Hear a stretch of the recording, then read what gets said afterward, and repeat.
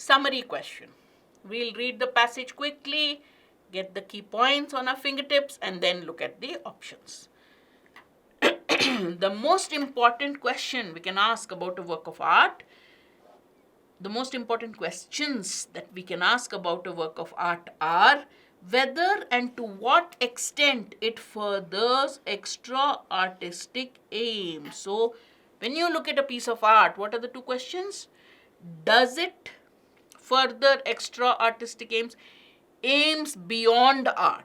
And to what extent does it do that? These are the important questions you have to ask when you are looking at a work of art.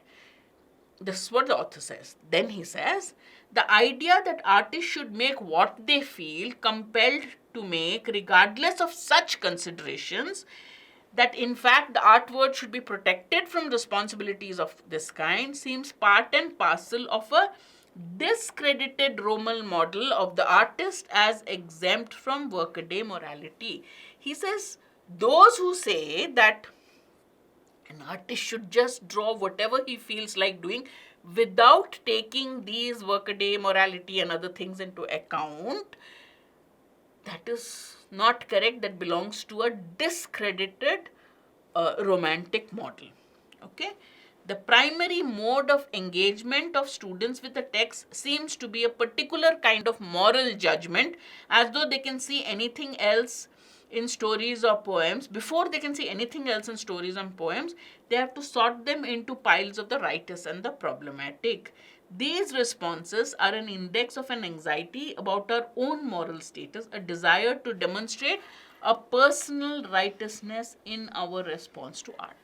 First, he says, when you look at a piece of art, ask to what extent does it further extra artistic aims beyond art, and to what extent does it do so. Anyone who says that people who are artists should not be compelled by such everyday morality, does it help, does it not help, they are not correct. That's a misplaced romantic model about art.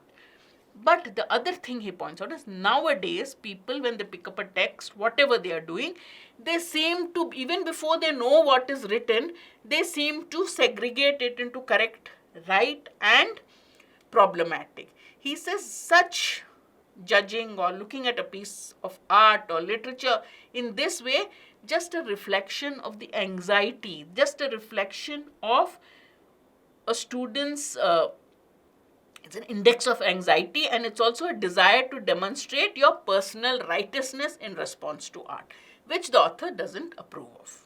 Clear? Okay, let's look at the options. Artists ought to be exempt from workaday morality.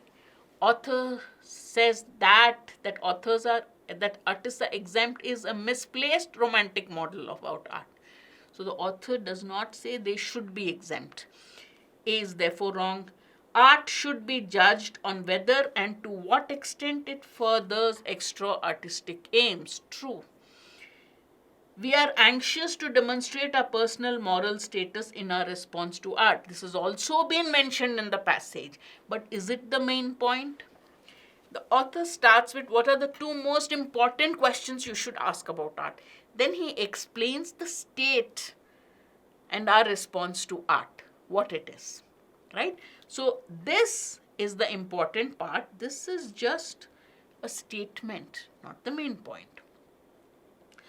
Art cannot be categorized into silos as moral and immoral. People are doing it. They seem to be categorizing it. But again, that is not the main point. So the main point is mentioned in the first sentence, after which he tries to explain what is the problem with the present generation and the way they look at art. Right? So the correct answer is B.